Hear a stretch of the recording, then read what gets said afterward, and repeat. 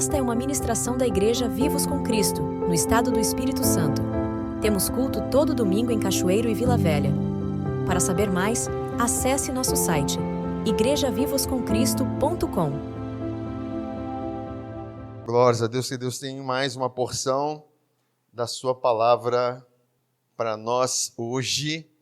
Sempre haverá graça para nós ministrarmos e graça para nós entendermos e recebermos a mensagem. Amém, irmãos?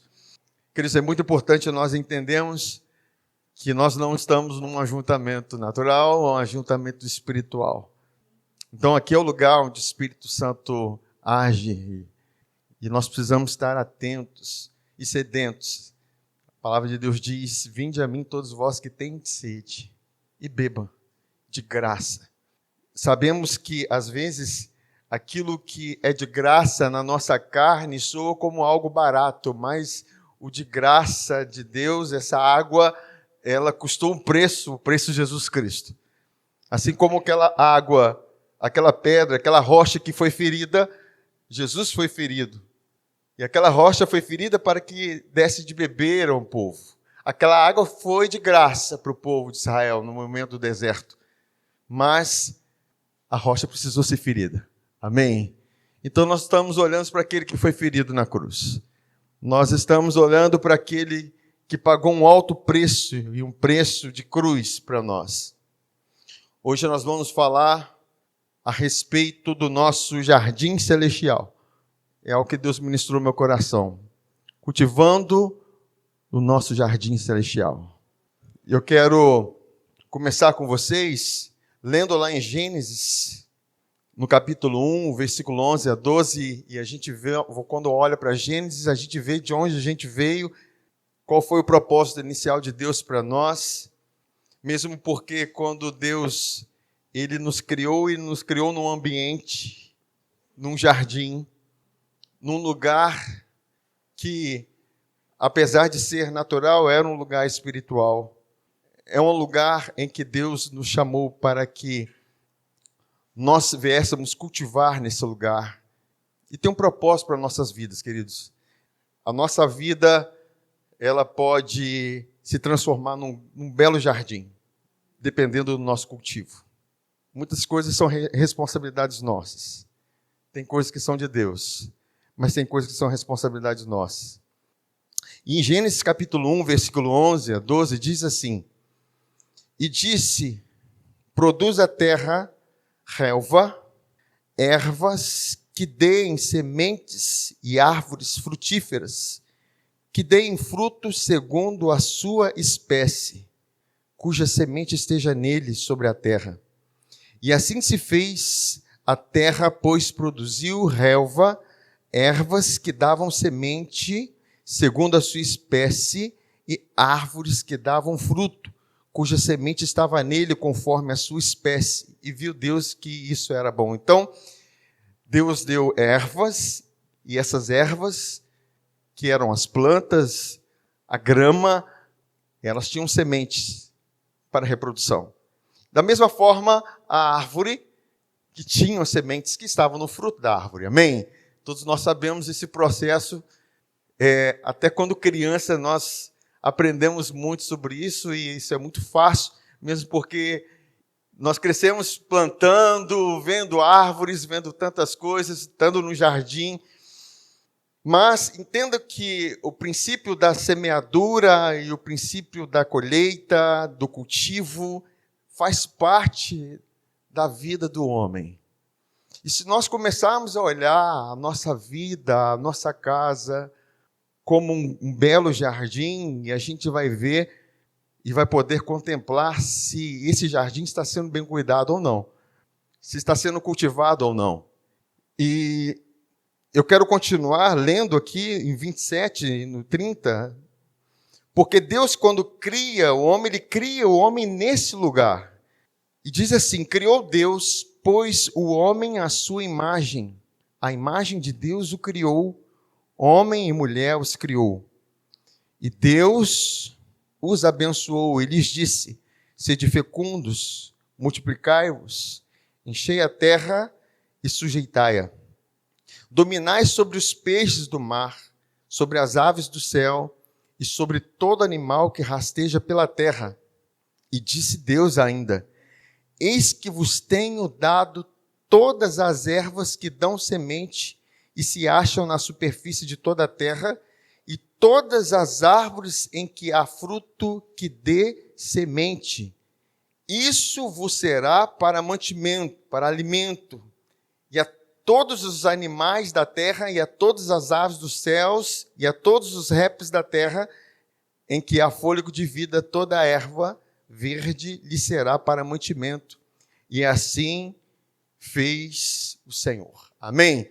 Então, a relva era para alimento dos animais. Nós sabemos que a queda veio e os animais começaram a se tornar carnívoros, né? Então, houve a queda do pecado e trouxe toda essa queda da humanidade, a queda dos animais, a queda da terra, e tudo se perdeu, queridos. Mas é importante entendermos que o propósito de Deus era para que tivesse semente e que tivesse alimento para o homem. Sabe, Deus nunca criou o homem para ter falta de nada. Deus nunca criou o homem para a escassez. Deus nunca criou o homem para que tivesse falta de algo, mesmo porque a semente que Deus dá para nós é para multiplicação, é para expansão. O propósito da semente é esse. E a gente vê uma pequena semente, algo tão pequeno, tão parece desprezível, e produz uma grande árvore, árvore frutífera, e quantas sementes estão nessa árvore. Se nós atentarmos para esse princípio, entendermos mais sobre esse princípio da semeadura e da semente de Deus, nós vamos conseguir expandir mais o nosso jardim, a nossa vida, aquilo que está ao nosso redor, queridos. E Deus quer que nós venhamos entender essas coisas. E quando Deus cria o homem nesse ambiente, Ele cria o homem nesse ambiente, um ambiente preparado por Deus. Agora, vamos então entender agora um jardim da salvação, porque esse foi o primeiro jardim, esse foi o jardim da criação, agora tem o jardim da salvação, em que Deus precisa agora plantar uma nova semente para que o homem seja salvo.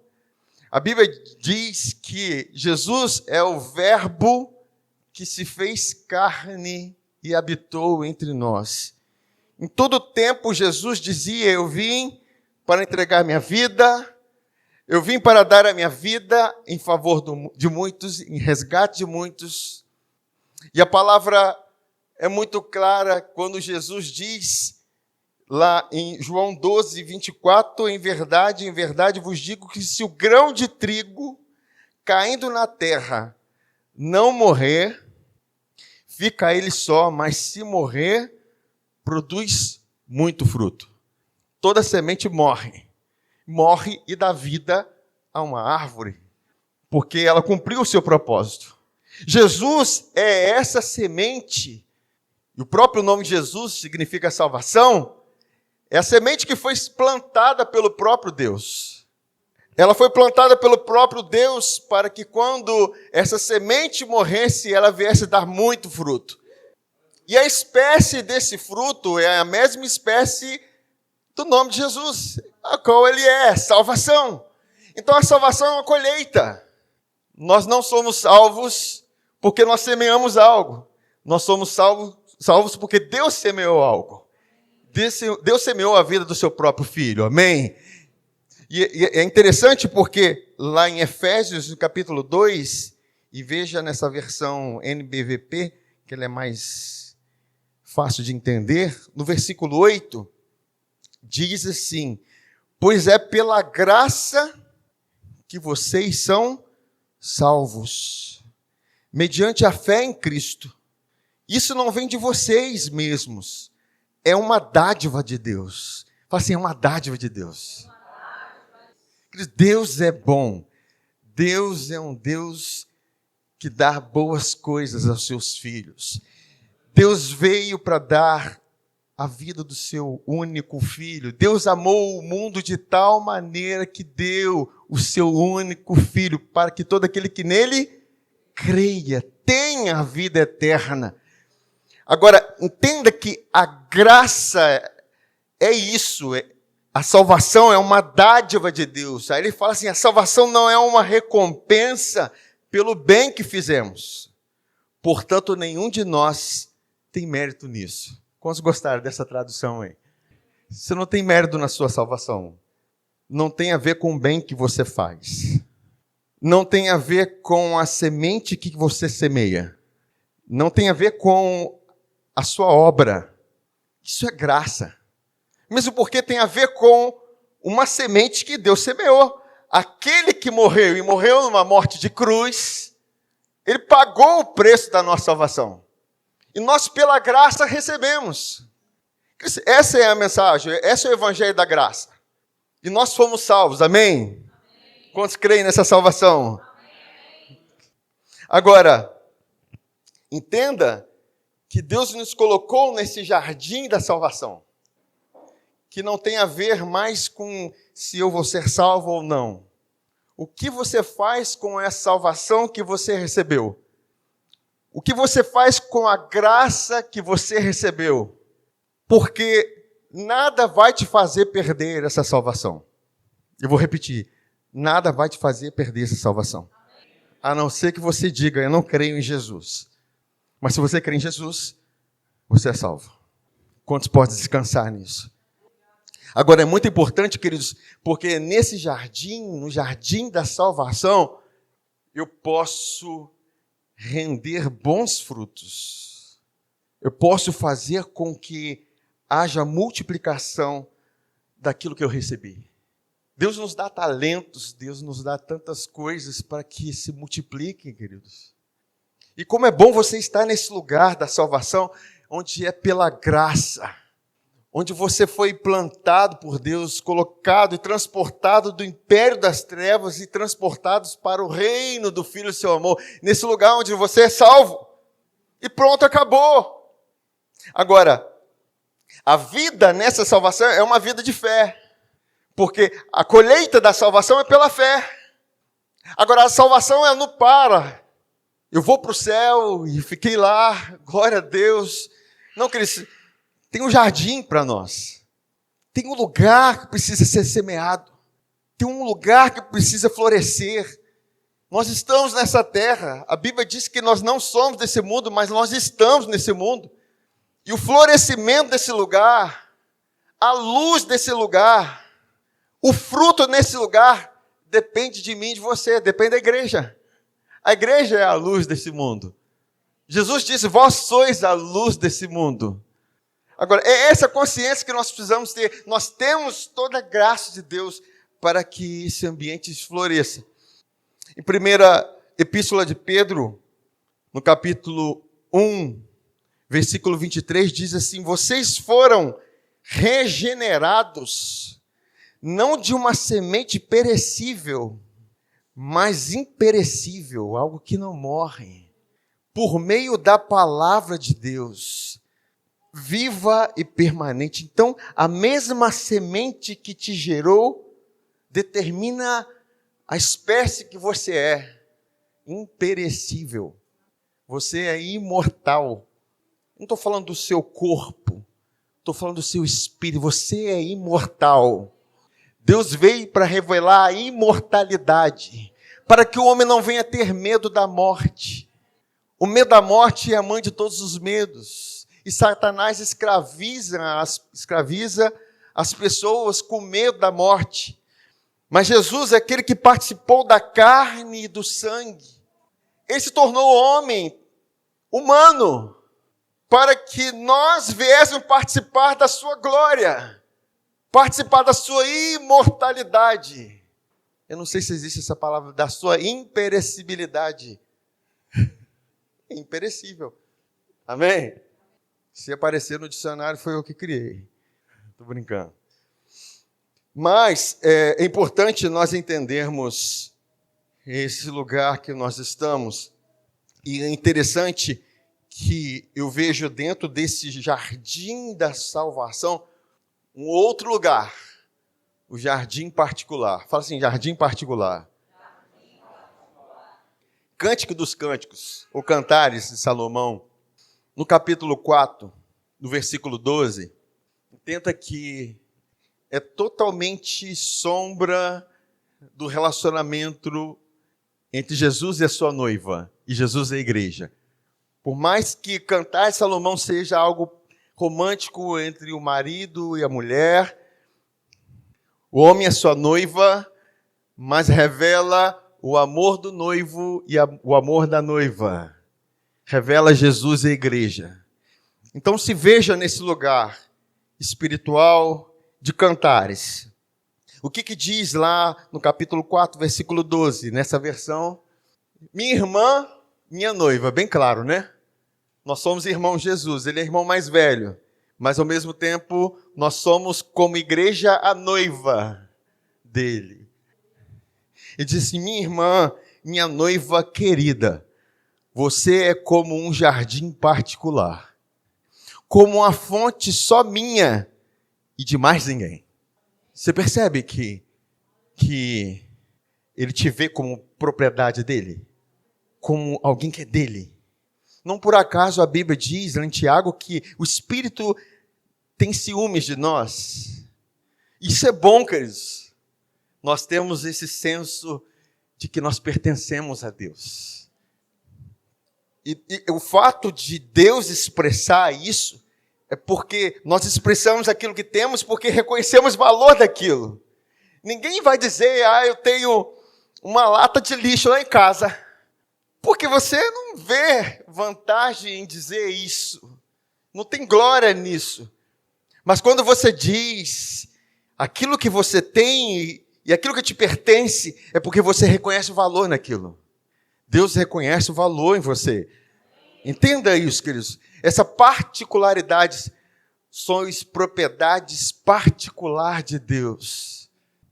No meio de tanta rejeição e tanta desvalorização que nós passamos nesse mundo, saber que nós somos jardim particular de Deus é algo bom, amém, irmãos?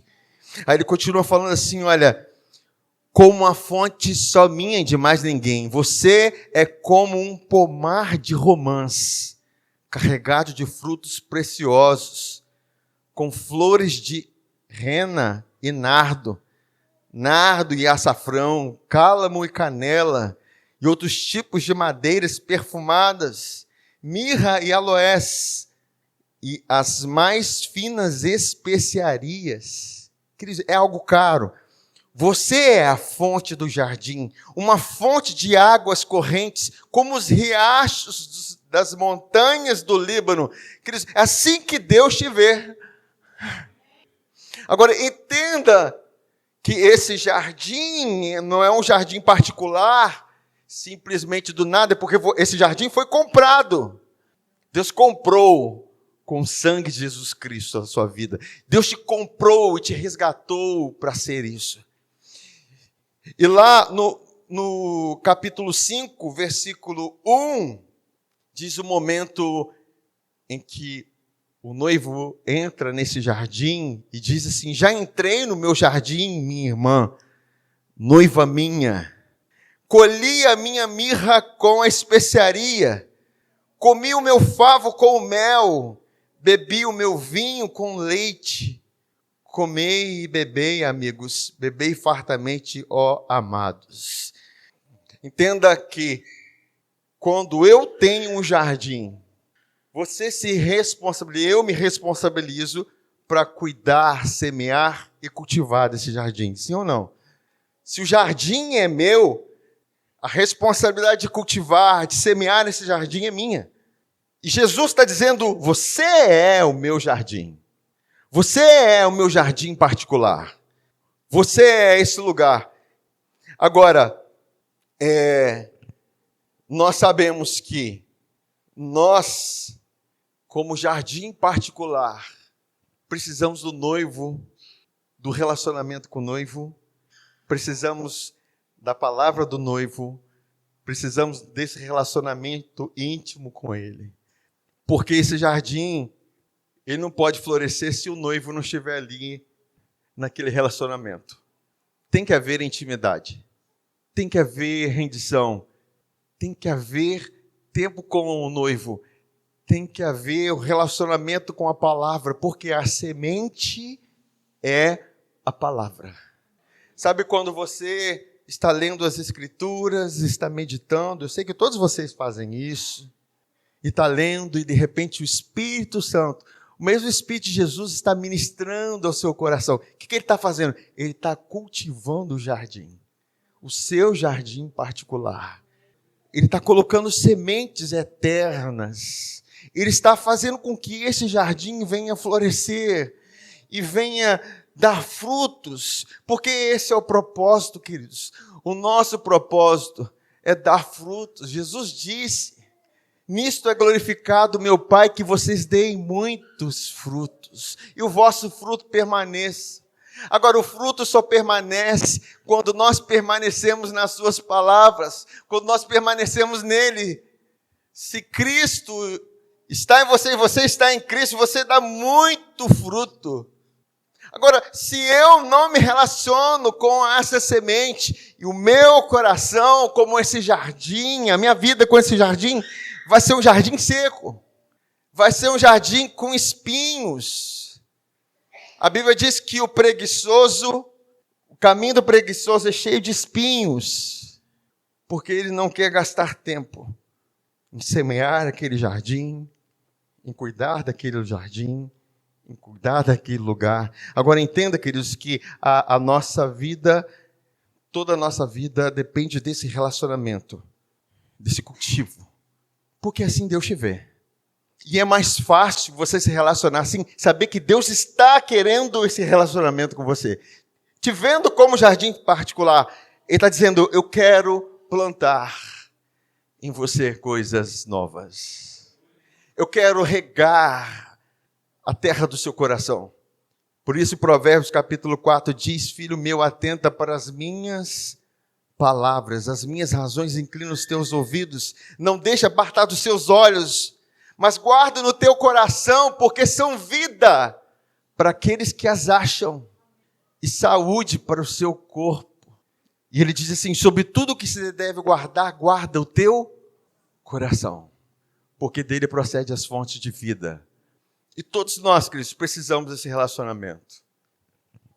E muitas das vezes, a nossa vida é de muita frustração, porque nós nos relacionamos muito com as pessoas e pouco com Deus. Muito com o amor condicional dos homens e pouco com o amor incondicional de Deus. Isso vai fazendo toda a diferença em nossas vidas. E entenda que no momento que eu estou ministrando aqui, eu peço que vocês estejam bem atentos, para não haver distrações. Esse é o momento que o Espírito Santo usa para semear sementes no seu coração. Porque é assim que eu também vejo, aí olha como quem está ministrando, nós como cooperadores de Deus, e vocês como lavoura, como alguém que está recebendo o cuidado, o cultivo. E nós precisamos enxergar as coisas assim. Agora, entenda que a principal de todas as sementes é a palavra de Deus. Isaías 55, versículo 10 a 11 diz assim: porque assim como descem a chuva e a neve dos céus e para lá não tornam, sem que primeiro reguem a terra e a fecundem e a façam brotar para dar semente ao semeador e pão ao que come, assim será a palavra que sair da minha boca. Não voltará para mim vazia, mas fará o que me apraz e prosperará naquilo para que a designei. As palavras de Deus não são apenas palavras soltas que estão ali para a gente conhecer. Não, queridos, são mais que palavras, são sementes que vão produzir frutos.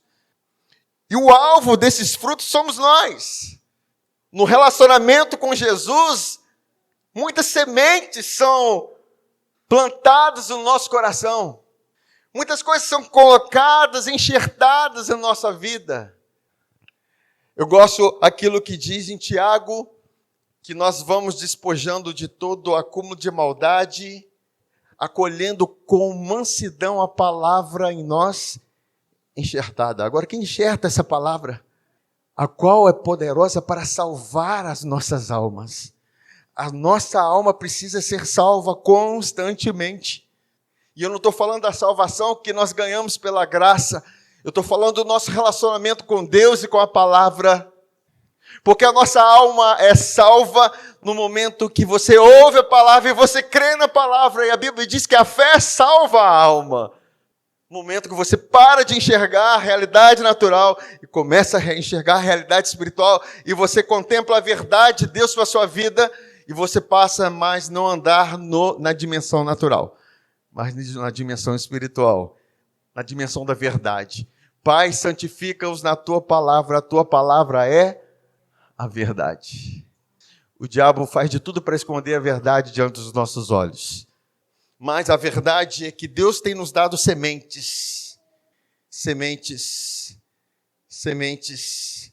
em tantas áreas da nossa vida, e aqui eu não estou aqui para elencar todas as sementes que Deus nos dá, em cada promessa que Deus faz para nós. E quando nós recebemos a palavra, nós somos responsáveis para estar cuidando dessa semente. Sabemos da parábola do semeador, é a principal de todas as parábolas. Jesus falou, o semeador saiu a semear, e a semente é a palavra de Deus. Entenda, queridos, que o jardim da nossa vida, ela depende dessa semente. As coisas boas que acontecem na nossa vida dependem dessa semente. E às vezes nós perguntamos, por que está assim? Por que está assim? Por que a minha vida está assim? Minha vida está uma bagunça. É tempo de nós nos atentarmos para a semente, cultivarmos a semente, regarmos a semente, ver a semente crescer. Espera o tempo da frutificação, queridos, porque esse é o processo da parábola. Agora, não vamos andar na dimensão desse século, desse tempo, agora que tudo é rápido. Parábola do semeador, queridos, nesse tempo, no tempo da ansiedade, das coisas rápidas, da internet, da mensagem rápida, do Google, das pesquisas rápidas, do conhecimento rápido, de tudo rápido. Como que eu vou pensar em parábola do semeador? Acolher com mansidão, esperar o tempo da manifestação dessa palavra. Certamente é essa geração ansiosa que vai ter problemas de ansiedade. Porque quer tudo rápido, quer resultado rápido. Para, queridos. Entenda que todo o resultado que nós precisamos já foi consumado na cruz. Jesus já consumou. Agora, o nosso papel agora é descansar naquilo que Ele fez. Ele consumou para você a vida eterna, que é a principal de tudo. Você tem a vida eterna. E na vida eterna eu não vejo problema com o tempo. Porque a eternidade está acima do tempo. Aquilo que é eterno fala do kairos. O tempo é o cronos. Então, quanto mais sua mente está ligada com as coisas eternas, menos ansiedade vai ter na sua vida. Você concorda? Porque você está se relacionando com isso. Eu não vejo Jesus correndo. Cara, não vai dar tempo não. Lázaro morreu. Ih, cara, não vai chegar lá, como é que vai ser? Senhor, 4 dias já, o Lázaro já morreu, e aí? Fica tranquilo, ele apenas dorme. Eu vejo um Jesus tranquilo. Eu vejo um Jesus pacífico. Ao mesmo tempo em que ele chicoteou o templo, derrubou os mercadores do templo, ele fez tantas as coisas, mas ele era pacífico. E quanto mais desligado dessa ansiedade nós estamos, mais nós vemos o crescimento da semente.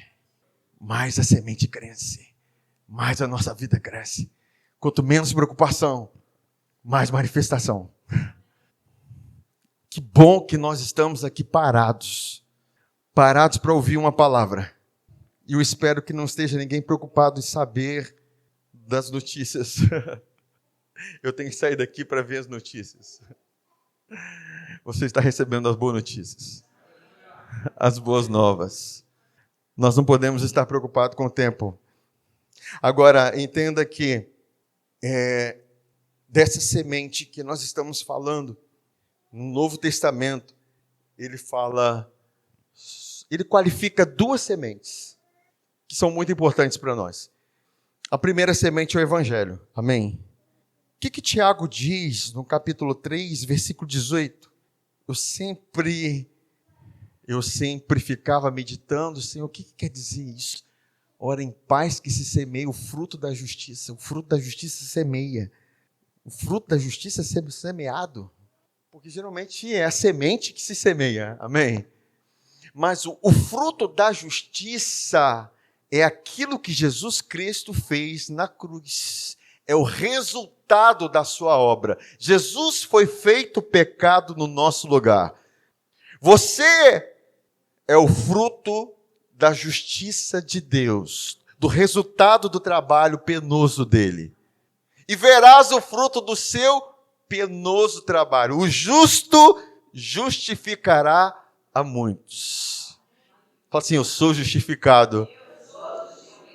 E não sou justificado por qualquer um, sou justificado pelo justo. Para os que promovem a paz.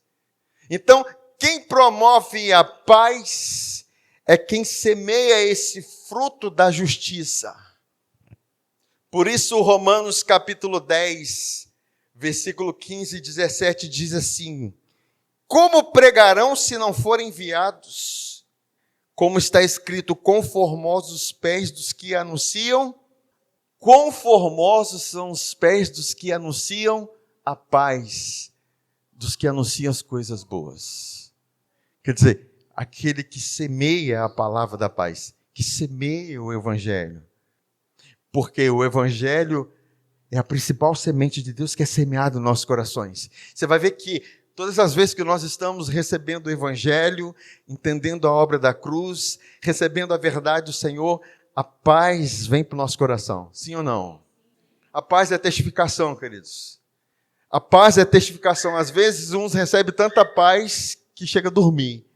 Nós fomos chamados para semear essa paz, queridos. Se nós queremos ver mais paz, nós precisamos semear mais Evangelho. Agora, você procura na Bíblia todas as vezes que está falando sobre semente, e são poucas as vezes que falam sobre semeadura. Porque ele está falando dessa semente poderosa que o Evangelho traz para nossas vidas. O próprio apóstolo Paulo fala assim, olha, irmãos, vocês receberam o Espírito que operou milagres em vocês, porque vocês fizeram alguma coisa, ou porque vocês receberam a palavra da fé.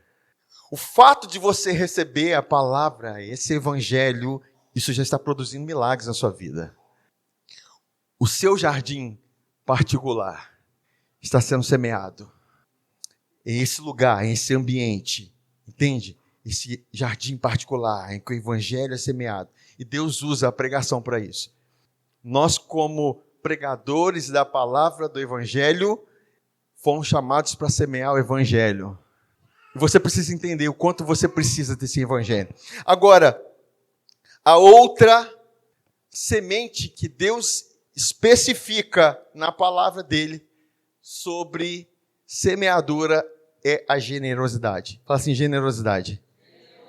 Existe uma verdade, quem valoriza a semente espiritual, ele entende o valor da semeadura natural. Amém, irmãos? Eu quero ler com vocês, queridos, lá em Gálatas, no capítulo 6, do versículo 6 a 10. É uma palavra de ensino para a igreja. Deus quer ver os nossos campos floridos. Deus quer ver o nosso campo bem semeado. Deus quer ver frutos e manifestação de muitas colheitas na nossa vida. Quantos querem colher abundantemente? E ele diz assim, na revista atualizada. Está sendo colocado à prova, hein, Pedro? Mas aquele que está sendo instruído na palavra, faça participante de todas as coisas boas aquele que o instrui. Não vos enganeis, de Deus não se zombra, pois aquilo que o homem semear, isso também. Aí ele continua falando assim, porque o que semeia para a sua própria carne, da carne colherá corrupção, mas o que semeia para o Espírito, do Espírito colherá a vida eterna. E não nos cansemos de fazer o bem, porque a seu tempo ceifaremos, se não desfalecermos. Por isso, enquanto tivermos oportunidade, façamos o bem a todos, mas principalmente aos da família da fé. Entenda que a semente espiritual que nós recebemos, ela tem um propósito de nos fazer pessoas abençoadas e generosas. E quando nós entendemos esse princípio, entendemos o valor do Evangelho, o valor dessa semente, o quanto que essa semente é importante na nossa vida, e quando você semeia as coisas naturais, aí eu não estou querendo usar a minha vida e não estou querendo constranger ninguém, amém, irmãos? Por acaso eu estou aqui com o microfone ensinando a vida de vocês. Mas é um princípio, amém? E nós precisamos entender isso. Uma igreja que entende esses princípios de finanças, de dinheiro, é uma igreja abençoada. Semana passada eu falei sobre reinar sobre o dinheiro. Dinheiro que faz muitas pessoas cair, o dinheiro que faz muitas pessoas se desviar da fé, o dinheiro que faz muitas pessoas negar a sua fé, o dinheiro que faz muitas pessoas abandonar o seu propósito. E Jesus, quando ele está naquela multiplicação dos pães e peixes, e ele fala para os discípulos alimentarem a multidão. E eles falam assim, quantos denários seriam necessários? Quantos denários seriam importantes, precisos, para que viesse comprar tanto pão para tanta gente? Jesus estava querendo testar a fé dos discípulos, porque eles achavam que é o dinheiro que ia alimentar aquela multidão, quando quem iria alimentar aquela multidão era o próprio Jesus. Porque Deus é o nosso provedor, amém, irmãos? É Deus que cuida de nós. É Deus que supre as nossas necessidades. E foi assim que aconteceu. Apareceu os 5 pães, 2 peixinhos, colocaram na mão de Jesus, Jesus dá graça, alimenta a multidão, e sobra pães e peixes, e todos são alimentados. O propósito de Deus é que todos nós sejamos alimentados, que haja suprimento, que haja provisão, que haja cuidado. Agora, Paulo, ele dá mais um ensino sobre a questão financeira, e nós como igreja vamos entendendo mais ainda sobre o princípio da semente espiritual. No capítulo 9, versículo 7 a 11, ele diz assim, quem jamais vai à guerra à sua própria custa? Quem planta vinha e não come do seu fruto? Ou quem apacenta um rebanho e não se alimenta do leite do rebanho? Porventura falo isto como homem, ou não o diz também a lei? Porque na lei de Moisés está escrito, não atarás a boca ao boi quando pisa o trigo. Acaso é com bois que Deus se preocupa? Ou é seguramente por nós que ele o diz? Certo que é por nós que está escrito, pois o que lavra cumpre fazê-lo com esperança, o que pisa o trigo façam na esperança de receber a parte que lhe é devida. Se nós vos semeamos as coisas espirituais, será muito recolhermos de vós bens materiais? Se nós vos semeamos coisas espirituais, será muito recolhermos de vós bens materiais? Quem está falando isso? Fala assim, Paulo. Entenda que ele está querendo ensinar um princípio, o princípio da semeadura, porque quando você entende, queridos, que a sua vida depende da semente espiritual e não da semente natural, esse jardim vai ser muito bem regado, muito bem cultivado, e vai haver certamente um jardim, um campo florido naquele lugar. Agora, ele continua, no versículo 13 e 14, não sabeis Vós que os que prestam serviços sagrados do próprio templo se alimentam, e quem serve ao altar, do altar tira o seu sustento, assim ordenou também o Senhor aos que pregam o evangelho, que vivam do evangelho. Por que eu estou falando isso? Porque essa é a visão que nós temos para nós, daqui para frente. Vai chegar um tempo em que nós teremos pastores que vão estar voltados totalmente para assistir o rebanho, para se preparar para a mensagem, para não estar preocupado com os trabalhos. Porque isso é sadio, amém, irmãos? Uma igreja que cresce, ela cresce nesse entendimento. Agora, se eu não sou fiel no pouco, como que eu vou ser fiel no muito?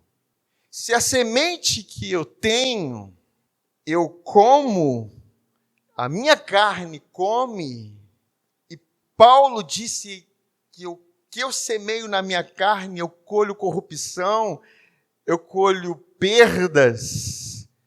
Agora, se eu semeio no Espírito, semeio por causa da palavra, certamente eu colho aquilo que Deus tem para mim.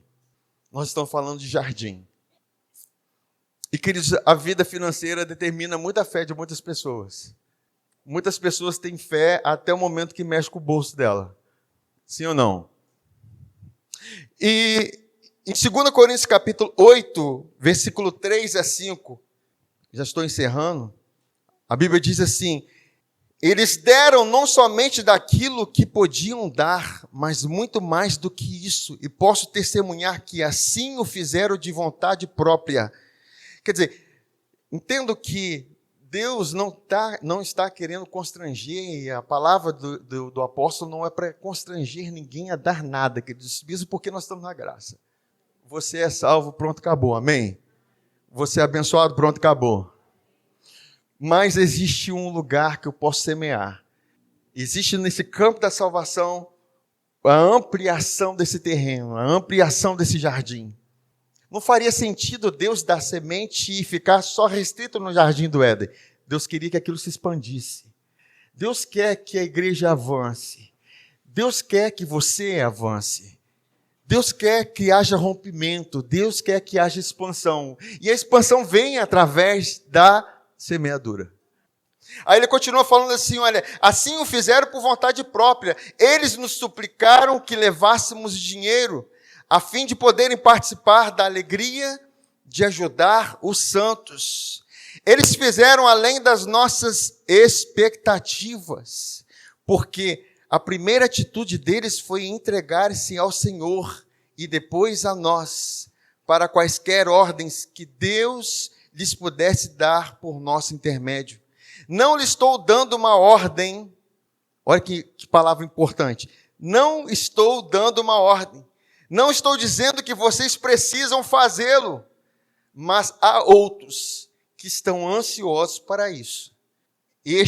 Versículo 8, este é um modo de provar que o amor de vocês é verdadeiro, que vai além de simples palavras. A nossa generosidade prova nossas palavras, prova o nosso valor, prova o nosso amor. O quanto nós somos generosos. E eu creio, queridos, nós aqui, essa igreja é abençoada. Ontem nós tivemos uma reunião com cooperadores de Cachoeiro, cooperadores de Vila Velha, e foi um momento muito especial, um momento de avanço, crescimento, alinhamento. Não foram com os voluntários, entende? Foram com os cooperadores. Cooperadores são aqueles que se reúnem conosco para tratar de assuntos mais específicos.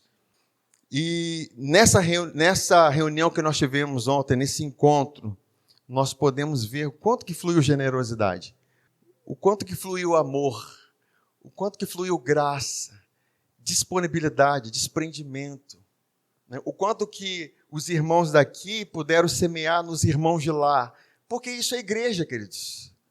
Quando nós aprendemos a semear na vida do outro, quando nós aprendemos e entendemos que Deus me dá pão, mas Ele também me dá semente. E dá semente ao que semeia. E a Bíblia diz que aquele que dá semente ao que semeia, ele multiplica a sementeira. Agora, não vai haver multiplicação por causa da lei da semeadura, que é se eu não sei semear. Então, é importante entendermos isso. E em 2 Coríntios capítulo 9, versículo 6, 8, é o último versículo, 6 a 8 é o último versículo que eu vou ler. Diz assim: e isto afirmo, aquele que semeia pouco, pouco também ceifará. Queridos, eu não me sinto confortável em falar sobre o assunto de dinheiro. Deixa eu confessar para vocês aqui. Eu não me sinto, e eu às vezes me sinto constrangido, mas eu tenho que forçar a minha essência para falar aquilo que precisa ser dito. Porque é um assunto sério. Porque eu não quero que nenhum de nós se perca por causa disso. Porque as pessoas se perdem por causa disso. Deus tem um propósito lindo para essa igreja. Deus tem algo maravilhoso para a vida de cada um aqui. Nós não estamos aqui porque nós queremos dinheiro de ninguém. Nós queremos aqui porque nós vemos uma lavoura que vai frutificar, que vai expandir. Agora, se nós não entendermos que o dinheiro não é o nosso Deus, e nós servimos a Deus de verdade, e não a Mamon, nós vamos usar os recursos que nós temos, não para benefício nosso, mas para benefício do reino. Jesus fala, buscai o reino de Deus e as outras coisas serão acrescentadas. Deus quer acrescentar tanta coisa em nossas vidas. Todos nós temos responsabilidades, queridos. Coisas para pagar, contas para pagar. Uns têm muitas dificuldades, outros têm menos, mas cada um tem as suas realidades. Mas entendam que, se nós queremos que esse jardim ele se expanda, tem que haver semeadura. E isso depende muito do nosso coração. E para trabalhar com o coração, só o noivo. Não tem a ver comigo. Porque o jardim particular é ele que tem acesso. O meu papel como pastor é apenas ensinar, mostrar, apontar. Como eu creio que Deus se agrada quando Ele vê os seus filhos recebendo a palavra. Eles entendem a palavra, eles recebem a palavra. Eles têm um coração aberto para fazer com que essa palavra cresça ainda mais e chegue na vida de outros. Sabe quando nós ofertamos, entregamos dízimo, nós estamos dando essa resposta para Deus, do Senhor, eu quero que essa igreja cresça, eu quero que a vida de cada irmão cresça, eu quero que haja suprimento na sua casa, eu quero que haja cuidado, eu quero que as contas sejam pagas, eu quero que as coisas aconteçam. Aí você sai do seu mundinho e entra na realidade do reino. E quando você entra na realidade do reino, quem vai te suprir? É o reino. Sim ou não, irmãos? O reino é nosso. O reino não é meu.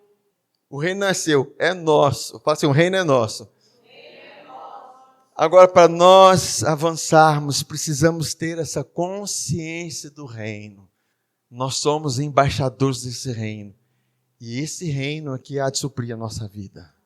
E aqui ele diz, no próximo versículo, cada um contribua segundo o propôs no seu coração. Agora, queridos, quem está no seu coração é Jesus.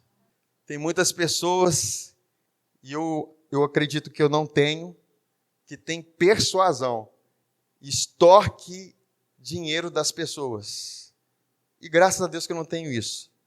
Vocês sabem disso que eu estou falando. Pessoas que usam da lei, usam da palavra para arrancar dinheiro das pessoas. Mas não é esse o nosso propósito. Ele diz assim, olha, cada um contribua segundo o propósito no seu coração, não com tristeza ou por necessidade. Você não faz por tristeza, porque há uma necessidade. É além, queridos. Você faz porque há alegria. O reino de Deus é justiça. É a semente, o evangelho. E isso produz o quê? Paz e alegria no espírito. Se a palavra na sua vida produziu esse senso de paz e de alegria na sua vida, então você tem alegria para fazer aquilo que Deus tem te chamado para fazer. Aí ele continua falando assim, olha, e Deus é poderoso. Quem é poderoso? Deus, para tornar abundante em vós toda graça, a fim de que, tendo sempre, em tudo, toda suficiência, superabundez em toda boa obra. Amém, queridos? Semana passada, eu peço que vocês ouçam a mensagem da semana passada e ouçam essa. Ouçam orando em línguas, ouçam ouvindo Deus, porque Deus quer trazer rompimento em nossas vidas. Deus quer trazer desprendimento em nossas vidas. Deus quer fazer com que nós venhamos ter semente para semear e a cada dia mais Deus multiplica a nossa sementeira, não por causa da nossa avareza mesmo, porque Deus não chamou o avarento para semear. Avarento está preocupado com as suas coisas, mas os filhos estão preocupados com o reino. Eles querem saber do reino. Amém, irmãos? Vamos colocar de pé?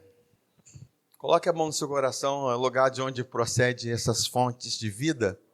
Pai, nós apresentamos a tua igreja, a tua noiva.